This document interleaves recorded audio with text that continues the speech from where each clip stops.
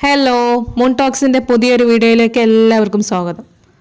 ഇന്നത്തെ വിഷയം എന്ന് പറയുന്നത് കൊച്ചി മരടിലെ പഞ്ചനക്ഷത്ര ഹോട്ടലിൽ നിന്നും ഞായറാഴ്ച ഉച്ചയ്ക്ക് ഓം പ്രകാശിനെയും കൂട്ടാളി ഷിഹാസിനെയും പോലീസ് പിടികൂടി. അല്ല, ആരാണ് ഈ ഓം പ്രകാശ്? ഓം പ്രകാശ് ഒരു ഗുണ്ടാ നേതാവും മയക്കുമരുന്ന് ഇടപാടുകാരനുമാണ്. ഇയാൾ വിദേശത്ത് നിന്ന് മയക്കുമരുന്ന് കൊണ്ടുവന്ന് DJ പാർട്ടികളിലും മറ്റും കൊക്കെയിൻ പോലത്തെ ലഹരി വസ്തുക്കൾ സപ്ലൈ ചെയ്യലാണ് ജോലി. കുപ്രസിദ്ധ ഗുണ്ടാ നേതാവായ ഓം പ്രകാശിനെയും കൂട്ടാളി കൊല്ലത്തെ മരവ്യവസായിയുമായ ഷിഹാസിനെയും കഴിഞ്ഞ ദിവസം കുണ്ടന്നൂരിലെ നക്ഷത്ര ഹോട്ടലിൽ നിന്ന് പോലീസ് പിടികൂടി.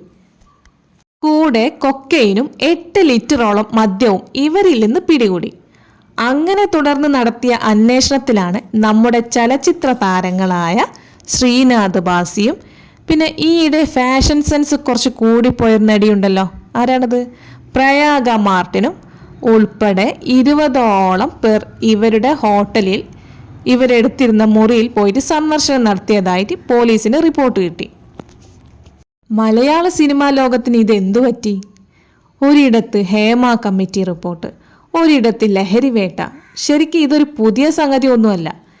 പെണ്ണും കള്ളും കഞ്ചാവും നിറഞ്ഞ ലോകമാണ് സിനിമാ ലോകം എന്ന് പണ്ടൊക്കെ അടക്കം പറഞ്ഞത് ഇന്നിപ്പോൾ ഒന്നുകൂടെ ഊട്ടി ഉറപ്പിക്കണം.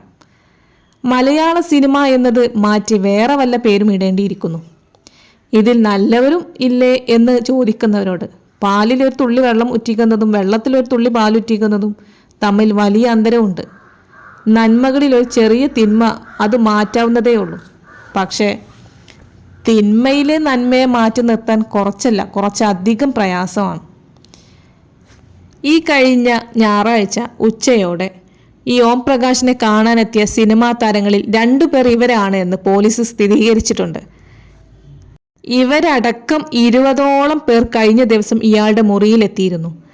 അവരിൽ ബൈജു, അനൂപ്, ഡോൺ ലൂയിസ്, അരുൺ, അലോഷ്യ, സ്നേഹ, ടിപ്സൺ, ശ്രീദേവി, രൂപ, പപ്പി എന്നീ തുടങ്ങിയവരാണ് ഇയാളെ കാണുന്നതിനായി എത്തിയത്. പിന്നെ പെണ്ണുങ്ങളൊട്ടും പുറകിലല്ല, തുല്യത അത് പുരോഗമിക്കുന്നുണ്ട്.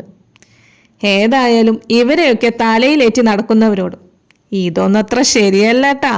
ഓക്കെ, അപ്പോൾ ഇന്ന് ഇത്രയേ ഉള്ളൂ. വീണ്ടും അടുത്ത വീഡിയോയുമായി വരുന്നതുവരെ ബൈ. വീഡിയോസ് ഇഷ്ടപ്പെട്ടാൽ ഒന്ന് ലൈക്ക് ചെയ്തേക്കണേ.